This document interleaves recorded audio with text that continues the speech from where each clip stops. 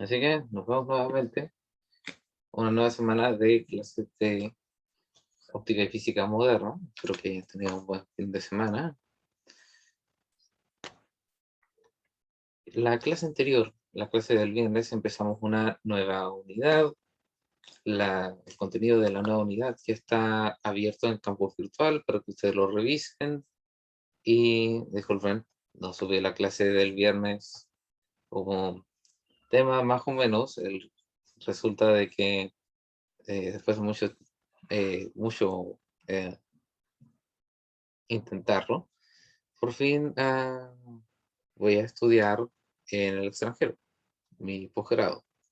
Así que, aparte del engorroso proceso de postulación, ahora tengo el engorroso proceso de eh, regularizar mi situación y un montón de papeleo. Es un cacho. Voy a estudiar en la Universidad de Memphis.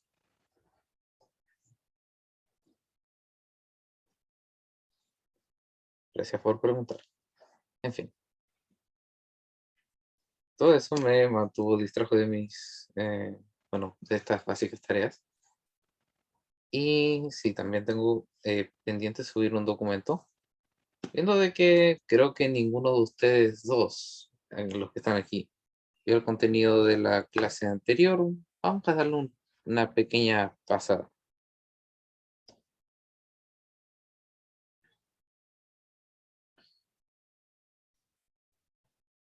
Esto va a ser más o menos confuso, pero bueno, confuso si es que lo pasamos rápido. El viernes me di el tiempo de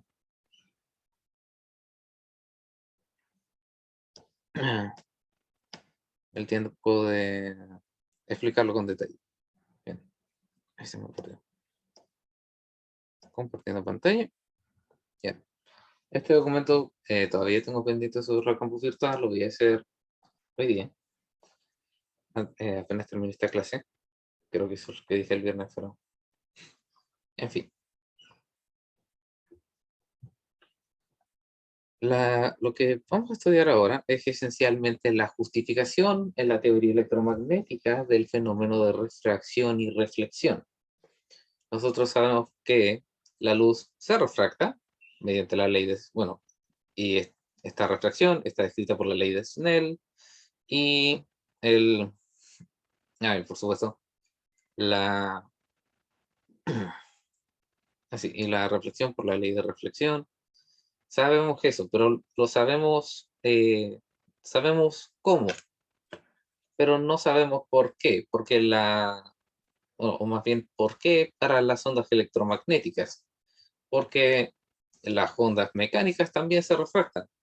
El sonido, si es que uno logra emitirlo con suficiente direccionalidad sin que se disperse mucho hacia afuera, el sonido se va a refractar. Y por supuesto se va a reflectar. Uno puede escuchar los sonidos uno puede estar bajo el agua y uno puede escuchar los sonidos de la superficie precisamente porque se refractan.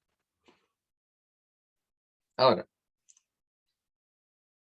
¿cuál es la justificación electromagnética para esto? Bueno, tenemos que revisar conceptos de teoría electromagnética para explicarlo. Así que, este documento está en inglés. Yo en la clase anterior lo estuve traduciendo en la clase.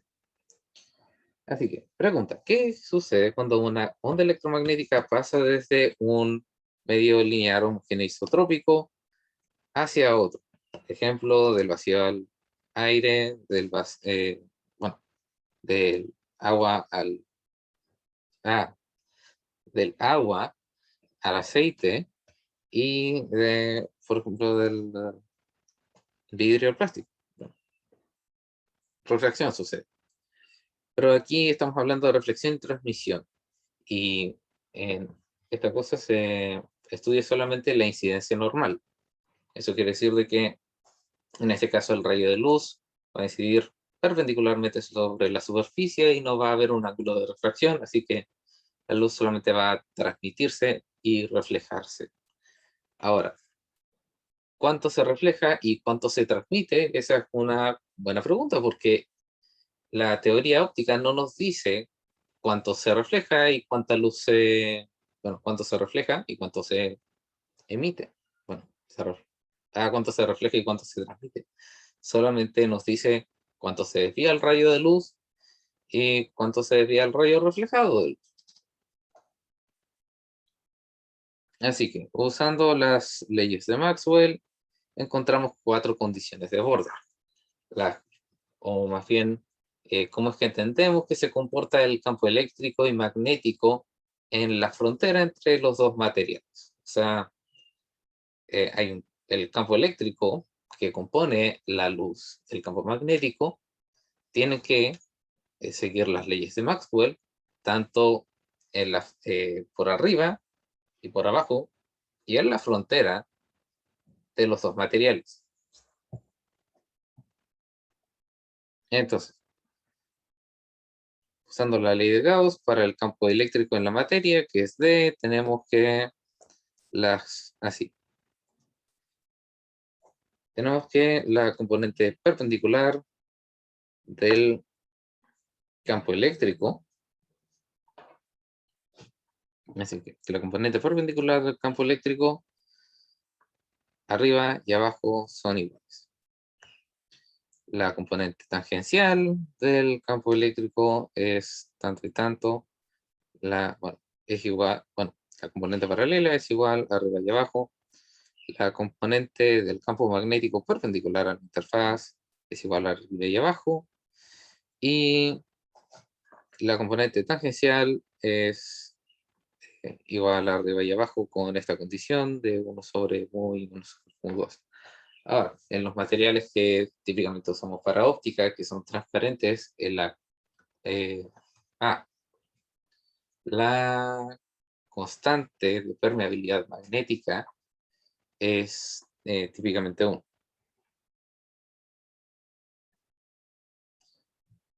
Aquí, para la incidencia normal, no vamos a tener tanto así las componentes perpendiculares, componentes tangenciales. Vamos a tener 1. Si vemos cómo se comporta el campo eléctrico, aquí el incidente, este va arriba y abajo, y y la interfaz, la superficie que está atravesando es así. Está en el plano XY. Entonces, el campo eléctrico va a ser paralelo y el campo magnético también. Lo que sería perpendicular derechamente es la incidencia. Entonces, lo único que tenemos que usar es las condiciones de borde eh, para el campo, así, para las componentes paralelas del campo. Aquí es más que nada, no se compliquen, solamente es usar la K por E igual a B y poniendo el fasor, que sería el propagador en el espacio, la representación compleja de una onda plana. Y esto se usa para representar la onda electromagnética incidente, que son estas dos, la onda reflejada y la onda transmitida. Eso es más que nada para adelantar algo. Bien. Lo que nos importa son estas, condición de borde 2 y condición de borde 4. La condición la componente tangencial del campo eléctrico es continua en Z0, estos dos son iguales, y estas dos son iguales con la condición de 1 sobre mu y tanto. Entonces, el campo, así, el campo eléctrico total en una parte, el campo eléctrico total más bien, está separado en tanto el que está en una superficie y el que está en la otra superficie.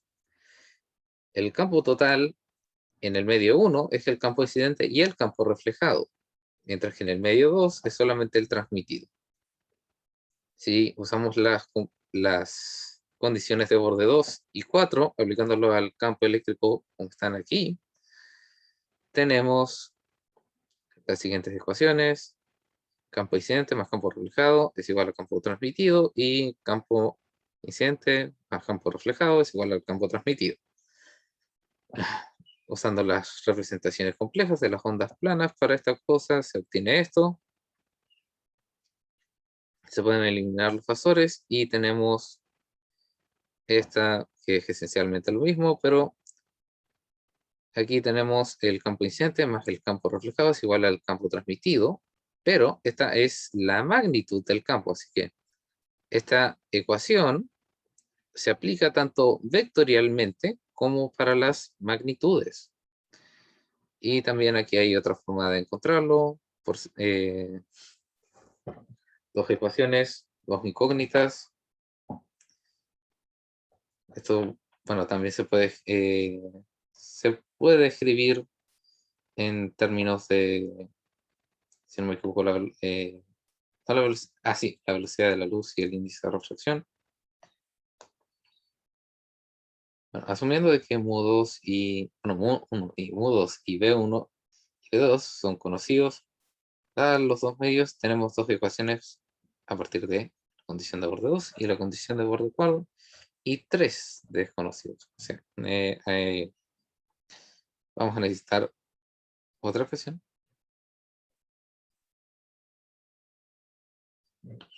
Así, aquí hay algo de matemática, pero es más que nada un formalismo. A partir de estas ecuaciones se puede obtener esto, que son las razones entre entre los campos reflejados e incidentes y el campo transmitido e incidente, en términos de la velocidad de propagación de los medios, y aquí abajo en una forma más elegante en términos de los índices de refracción. Y es ahí donde había quedado la clase anterior. Ahora vamos a ver una versión un poco más complicada. Ah, sí. Hola, Clever. No te había visto en...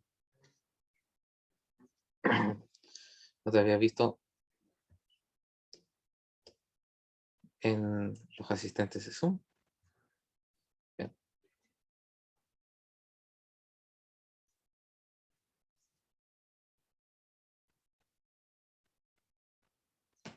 Ahora vamos a ver más PDFs, pero ahora vamos a generalizar el caso que tenemos aquí, porque lo que vimos es incidencia normal. La onda electromagnética llega sobre la superficie perpendicularmente, entonces no hay desviaciones y no hay nada de eso. Ahora, cuando estábamos hablando de polarización, yo hablé de que la onda se podía polarizar mediante la reflexión. No eran, bueno, ya, la onda, bueno, habíamos hablado de los filtros polarizadores y cómo la luz se podía polarizar. Pues la luz se polariza todo el tiempo mediante algo que sucede cuando la luz incide en un ángulo que no es el perpendicular, lo cual es todo el tiempo. De hecho, esto me recuerda una vez que estaba percibiendo un fenómeno un poquito extraño. Tenía unos lentes de sol puestos, y desde el laboratorio de óptica en la UCN uno puede ver el mar. El tema es que cuando me volía los lentes, ah, habían destellos cuando yo veía el mar, los cuales yo no veía. Sí, habían unos destellos que sucedían cuando las olas pasaban, los cuales yo no veía sin los lentes. Estos destellos se magnificaban por el hecho de tener lentes de sol polarizados. Y lo único que me dice es de que por el fenómeno que vamos a ver ahora, habían una cantidad significativa de luz que estaba polarizada precisamente en el ángulo exacto para pasar por el filtro polarizado. Bien. Entonces, aquí tenemos simplemente una versión más complicada del esquema al cual estamos familiarizados. La luz se refleja en el mismo ángulo bueno, con el mismo ángulo que incide y se transmite con un ángulo en la otra, en el otro medio, con un ángulo que depende de la ley de Snell. Ahora, respecto así, por supuesto, sabemos de que el campo eléctrico y magnético siguen la ley de la mano derecha respecto de la dirección de propagación de la onda.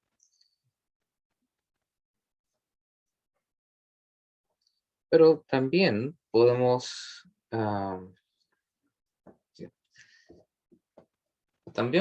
escribir más bien describir el campo eléctrico y magnético en términos de componentes perpendiculares perpendiculares o tangenciales a la interfaz.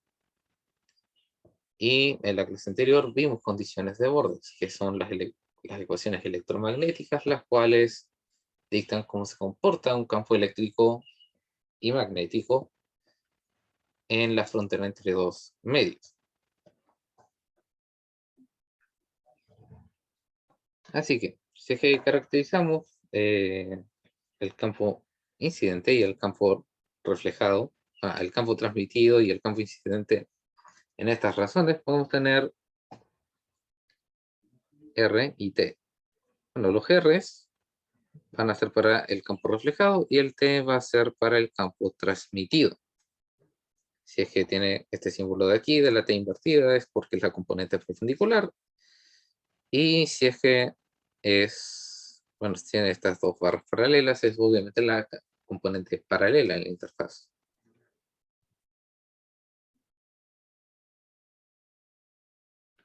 Bien. Entonces, si aplicamos la condición de borde que teníamos aquí en este documento, tenemos 4 condiciones de bordes.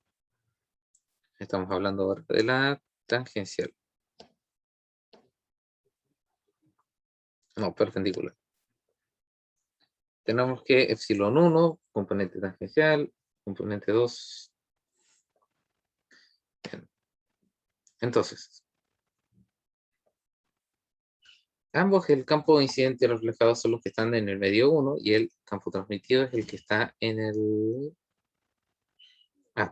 está en el otro lado. Si es que aplicamos esto... Así, tenemos esta ecuación de aquí, campo incidente más campo reflejado sería igual al campo transmitido.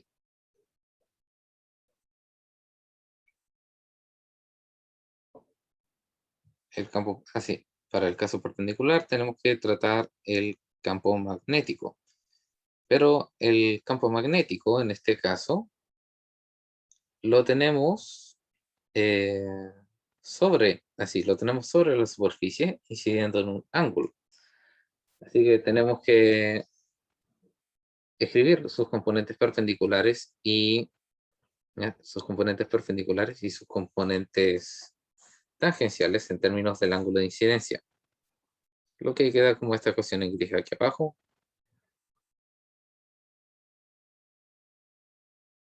Para todo esto,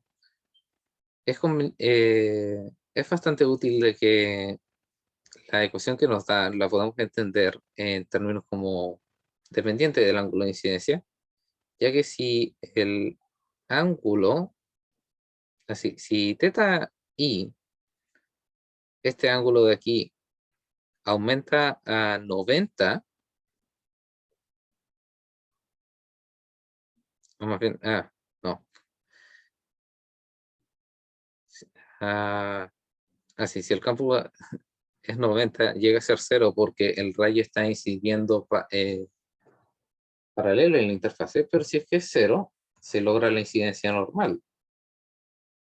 Entonces la transmisión sería máxima y tendríamos la ecuación que teníamos para lo que vimos un poquito antes, que era la incidencia normal.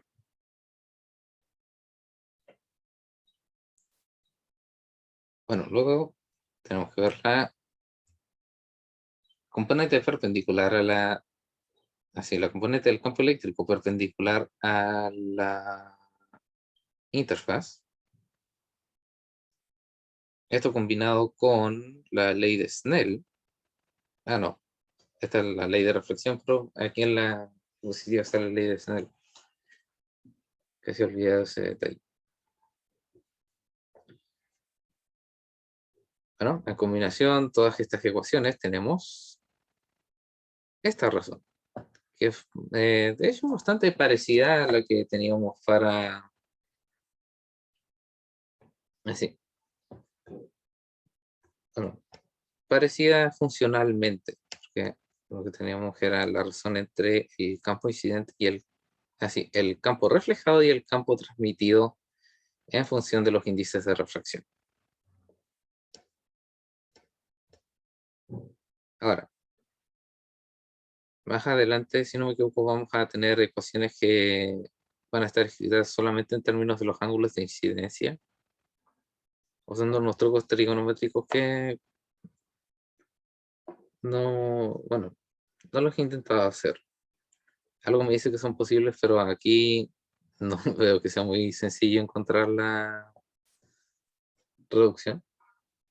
Ya. Tenemos los coeficientes R y los coeficientes, bueno, el coeficiente R y el coeficiente T para eh, así, para el caso perpendicular. Lo que nos va a decir qué tan, bueno, esencialmente cuánto campo eléctrico hay reflejado y cuánto hay transmitido dependiendo del ángulo de incidencia y los índices de reflexión. Y los índices de refracción. Ahora, tenemos que encontrar los coeficientes R y T para el campo paralelo a para el campo paralelo al plano de incidencia.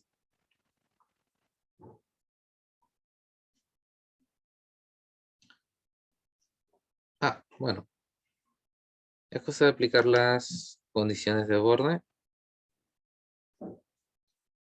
En la diapositiva no estaban, pero supongo que podemos ahondar en ello más en detalle, quizás en otro ejercicio, en algún ejercicio, en las futuras clases.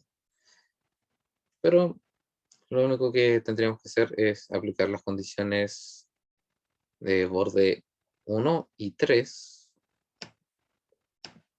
para encontrar estas relaciones. No, ¿verdad? Las 1 y 4, las 2 y 4, estaba viendo los perpendiculares, que estas son las paralelas. Disculpa.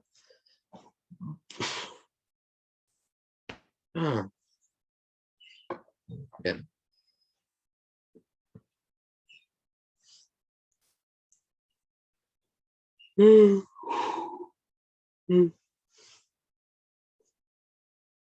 Bien, usando la ley de Snell, se pueden encontrar estas simplificaciones. Si ustedes lo pueden hacer por su cuenta, eh, sería una demostración de que son muy inteligentes.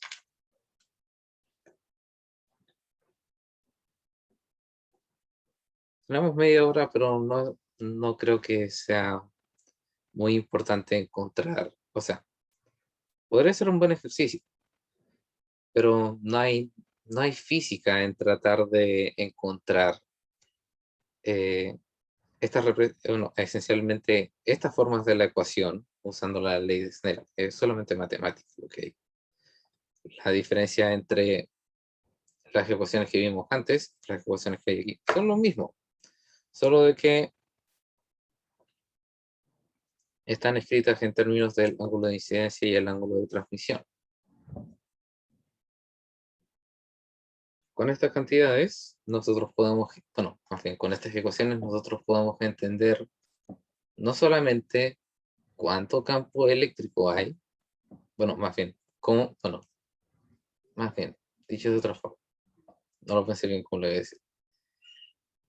Antes, con la ley de Snell y con la ley de reflexión, nosotros sabíamos cómo es que la luz, cómo es que la luz así, esencialmente se torcía y se reflejaba bueno, cada vez que pasaba de un medio a otro. Pero no sabíamos por qué. Ahora sabemos por qué y cuánta de la energía, por decirlo así. Bueno, sí, esencialmente, cuánta energía es la que pasa al material y cuánta se devuelve al material. De hecho, aquí hay esencialmente algo interesante. Cuando nosotros, sí, casi cualquier material, sin importar cuán opaco sea o cuánto disperse la luz, cuando uno lo ve a ángulos, bueno, más bien, a ángulos de incidencia muy altos, o sea, sí, con ángulos de incidencia muy altos cercanos a los 90 grados, o sea, cuando uno está casi horizontal a la superficie, cualquier superficie se convierte más o menos en un espejo.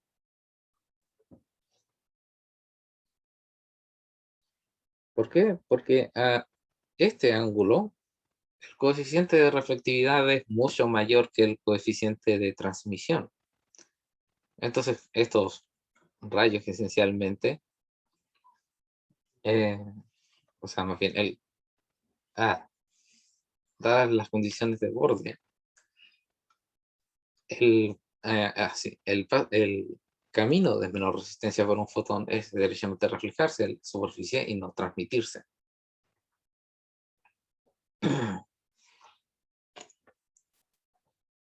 Bueno, y esto también contribuye al efecto de espejismo, pero ya habíamos visto de que ese efecto en su mayoría es dado que la luz está pasando por un medio el cual no tiene un índice de refracción homogéneo a diferentes alturas, entonces la luz, entre comillas, se curva. Claro. Estas ecuaciones de aquí las conocemos como los coeficientes de Fresnel, ecuaciones de Fresnel, relaciones de Fresnel. El mismo tipo del lente raro que tiene cortes. Ahí hablé de él en una clase. Bueno, a ese mismo tipo se le atribuyen estas ecuaciones.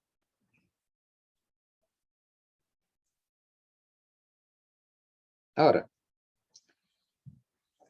no hay que olvidar de qué significan estas relaciones.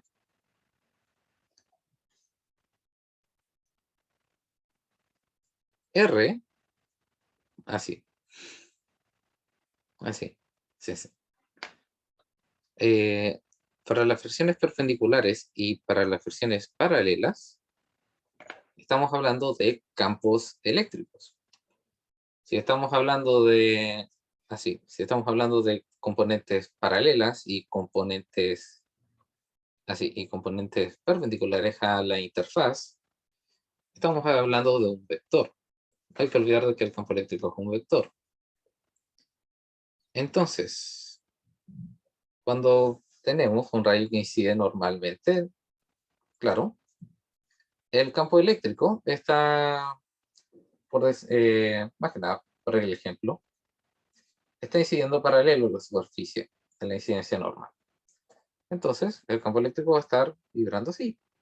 Puede estar vibrando así, o puede estar vibrando así, o puede estar vibrando así.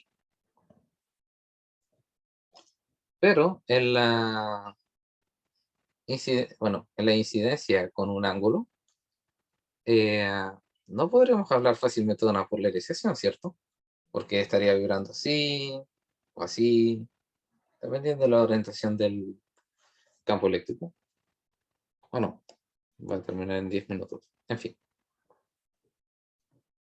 Si es que graficamos estas ecuaciones para, no, en términos de ángulo incidente versus ángulo así. Si graficamos los coeficientes de amplitud reflejados, así, los coeficientes de amplitud reflejados, que están aquí, respecto al ángulo de incidencia, hay algo notable aquí. Hay un ángulo para el cual así, la razón entre entre la componente paralela al campo, así, entre la componente paralela del campo reflejado y el campo incidente es cero. Sí, tiene que ser cero.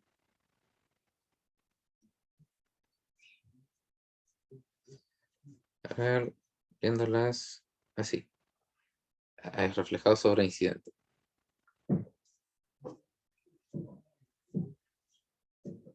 Eso no quiere decir de que no haya campo eléctrico. Eso quiere decir de que solamente hay, o sea, o más bien, el campo eléctrico para este ángulo sale perpendicular a la superficie. Eso quiere decir de que hay un ángulo de incidencia, el cual el campo magnético, o más bien, la onda electromagnética reflejada tiene una polarización perpendicular a la superficie. Eso quiere decir de que si es que estuviese incidiendo en el ángulo de Brewster, el rayo estaría incidiendo aquí. A ver, sí. Regla de la mano derecha. El índice, así, mi índice es el campo eléctrico. Entonces, este sería, mi índice aquí estaría apuntando a la dirección del campo eléctrico. Si este fuera el ángulo de Brewster, la luz reflejada, esta es la componente perpendicular, así.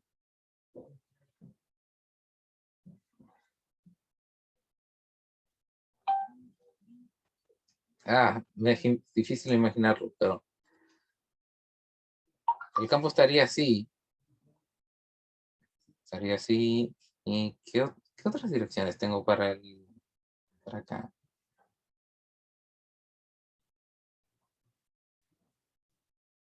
En fin, ahora mismo es difícil imaginarlo, pero es importante el hecho de que la luz se pueda polarizar solamente bueno, solamente reflejándose en la dirección adecuada. Y así, este es a lo que quería llegar.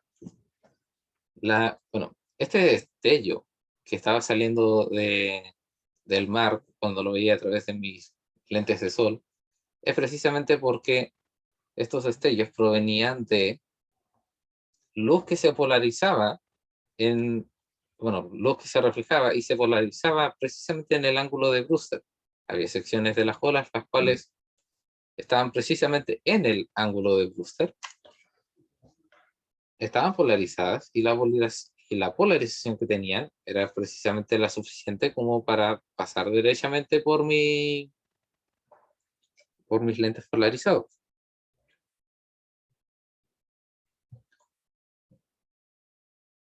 Y bueno, también es notable de que esto también suceda para la reflexión total, bueno, más bien para índice, así, cuando el índice de refracción del medio incidente es mayor al del transmitido. Cuando bueno, por decirlo así, ejemplo de un rayo que sale del agua, pues sí, del agua hacia el aire. Ah, y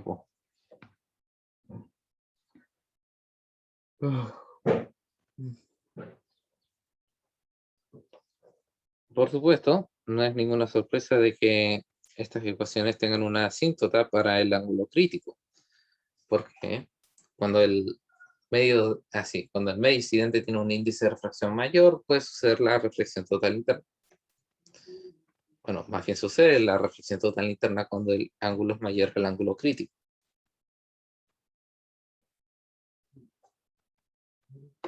Por supuesto, si es que evaluamos la ecuación de la componente paralela del campo eléctrico, o más bien de la razón entre las componentes paralelas del campo eléctrico, para cero, vamos a encontrar que, por supuesto, la tangente de beta, bueno, más bien, nt sobre ni es la raíz para esta, o más bien, es la tangente del ángulo raíz para esta ecuación.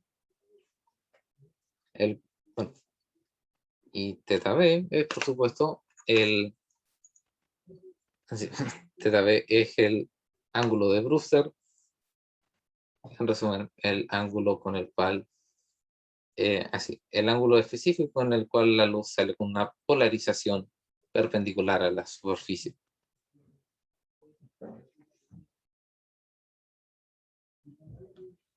Por supuesto, ya habíamos visto cuánto campo eléctrico se refleja, cuánto campo magnético cuánto campo eléctrico se refleja y cuánto se transmite.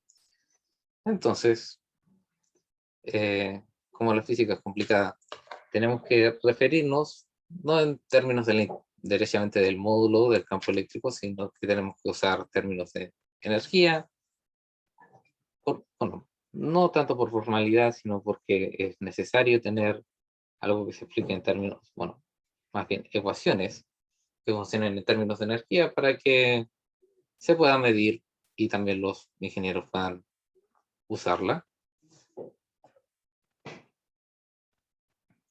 Entonces, por supuesto, ¿qué cosa usamos para cuantificar la potencia de una onda electromagnética que incide sobre un área? El vector de Poynting.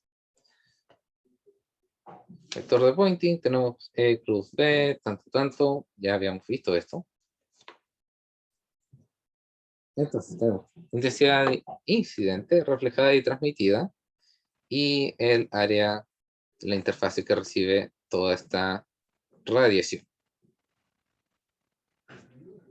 Esto es feo, pero es más que nada para comprimir todo en una diapositiva, no me gusta. Hubiese preferido que hubiesen puesto otra diapositiva. No es como que la diferencia entre 37 y 38 diapositivas iba a ser muy notoria. Pero en fin, intensidad, bueno, la intensidad de la onda incidente, paralela, perpendicular, todos estos parámetros, excepto por el campo, el módulo del campo eléctrico. El módulo del campo eléctrico se cambia para el perpendicular o el paralelo, dependiendo de el caso. Reflejado aquí y aquí para el transmitido.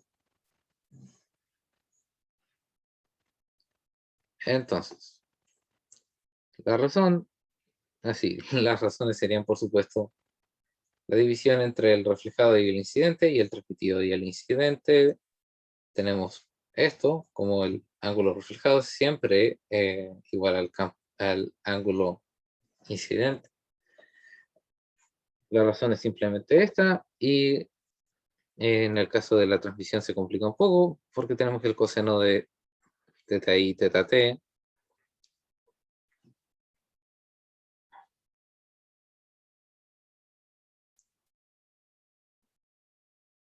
Y por supuesto, como esto depende de la razón entre los campos eléctricos, nosotros ya tenemos un nombre para esto y usamos derechamente las relaciones de Fresnel para caracterizar estos R's y T mayúsculas. Y por supuesto, como estamos hablando en este específicamente, para hacer